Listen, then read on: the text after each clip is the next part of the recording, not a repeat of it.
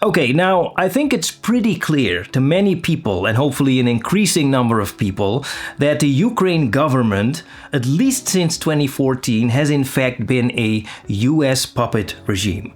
Now, one of the best pieces of evidence to support this idea is, of course, the leaked phone call between Victoria Nuland, who at the time was the US Assistant Secretary of State for European and Eurasian Affairs, and she had a conversation with Jeffrey Payette, who at the time was the US Ambassador to Ukraine. Now keep in mind that this phone call took place when the tensions were still building up in Ukraine and while the democratically elected President Viktor Yanukovych was still very much in office. So I don't think Klitsch should go into the government. I don't think it's necessary. I don't think it's a good idea. Exactly the one you made to Yates, and I'm glad you sort of put him on the spot on where he fits in this scenario. I think Yates is the guy who's got the economic experience, the governing experience. He's the guy, what he needs is Klitsch and Tony Book on the outside. He needs to be talking to them 4 times a week, We want to keep the moderate Democrats together. The problem is going to be Tony Book and his guys.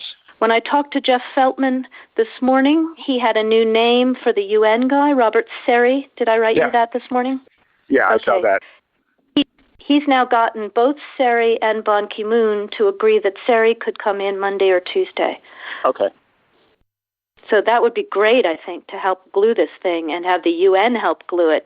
Now, during this phone call, they discussed which individuals should and which individuals shouldn't become part of the next Ukrainian government, and basically everything they discussed happened. And ever since, the United States has been using Ukraine as a proxy to make war with Russia. And frankly, it's a proxy war between nuclear powers. Now, in all of this, Volodymyr Zelensky has proven to be a very valuable asset to the West. Now, of course, the way his political career started couldn't have been more perfect. So just to remind you, get this. So he used to be a comedian who at one point played in a movie the role of a comedian who became the president of Ukraine. And just a few years later, he actually became the president of Ukraine.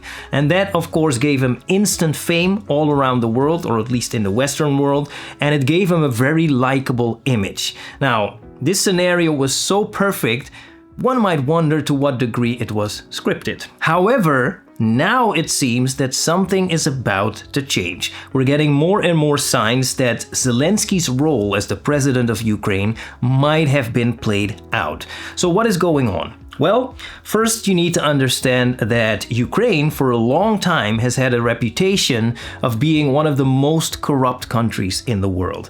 Now, 2 organizations called the NABU and also the SAPO were put in place with the purpose, or at least with the stated purpose, of fighting corruption in Ukraine. Now, some may argue that since these organizations were put in place, things have only gotten worse. But anyway, this is what happened recently, as you can read in this article. So Zelensky's reign in Ukraine anti-corruption agencies sparking first wartime protests.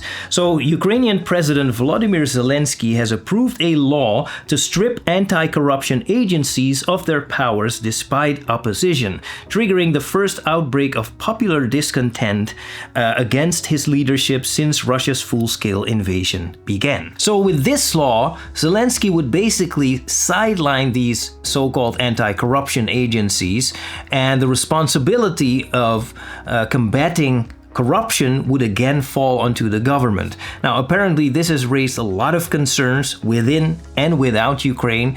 People are concerned that this will grant the Zelensky government too much power and that this will lead to even more corruption and more authoritarianism. So a substantial number of people took to the streets of Kiev. And we're even seeing Western mainstream media, the same Western mainstream media that for years now has been building Zelensky up to be this superhuman, that media now seemingly is slowly turning against him. And the question is, why? Or more specifically, why now?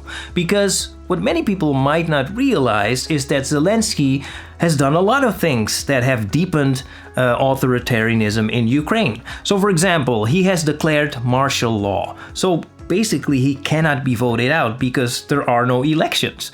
Okay, now he also banned a lot of political opposition parties because, according to him, they have ties to Russia. And he also shut down many media outlets because basically he didn't like what they were saying. So again, Zelensky has quite a history of this kind of behavior. So why didn't anyone speak out against it back then, and why are they now?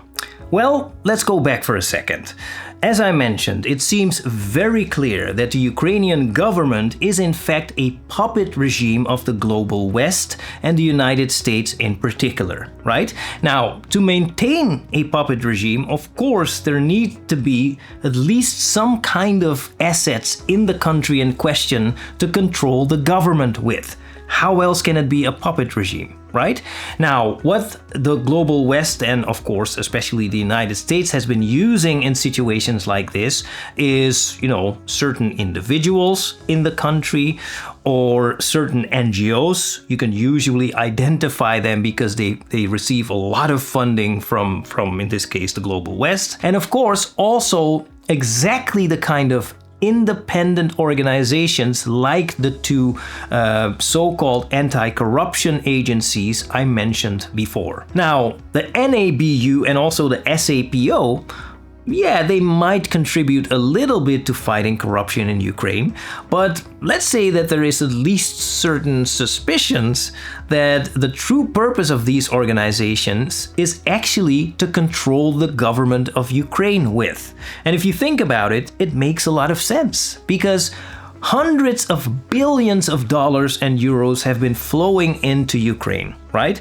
Of course, the global West wants some kind of reassurances that the money they've been sending is going exactly to what they want it to go to. So they need some kind of oversight within the country. Makes sense, right? Now, last week, Seymour Hersh published a very interesting article on Substack where he basically suggested that there are some factions within the US government that want to get rid of Zelensky as the president of Ukraine, and they want to replace him with someone else. Now, by the way, the one that is named as the favorite to replace Zelensky is Volodymyr Zelensky, who used to be the commander-in-chief of the Ukrainian armed forces, but since several months now has been the Ukrainian ambassador to the UK. Now, I have to say that his candidacy seems to make quite a bit of sense because, first of all, he seems to be pretty popular in Ukraine and he has been in the UK for quite a while now. So that must have given the West the opportunity to prep him and to instruct him on what would be expected from him should he actually become the next president of this Western puppet regime in Ukraine. Now, this Seymour Hersh article also mentions that Zelensky is probably aware of what is coming. So he already started shoveling his cabinet, so he already replaced some ministers within his cabinet, and of course he also approved the law that sidelines the NABU and the SAPO. And with that, he is basically neutralizing a potentially very important means of Western control over the Ukrainian government. Now, of course, some people in the West aren't too happy about this, and it seems like they're slowly starting to turn the Western propaganda machinery against Zelensky. Now, the West is also known for stirring up unrest amongst the population in certain countries, and they're also known for example, using professional fake protesters in order to create or to reinforce certain narratives. So I wouldn't be the least bit surprised if it turns out that the West, to at least a very large degree, is behind the protests against Zelensky that took place recently in Ukraine. But anyway, it's very, very clear that, like ever so often, there's a lot more going on behind the scene than meets the eye. Obviously, there is some unrest in the West and in Ukraine regarding what some, refer to as Project Ukraine. Zelensky might be on the way out, and who knows, this might even be the beginning of the end of Project Ukraine. But that might be a little bit too optimistic. And by the way, when I say optimistic, I'm not saying that because I have anything against Ukraine or its people. It's actually the opposite. I think that the global West should finally back off from this, stop the arms deliveries that have only prolonged this war, back off and let this war come to an end. But that's just my opinion.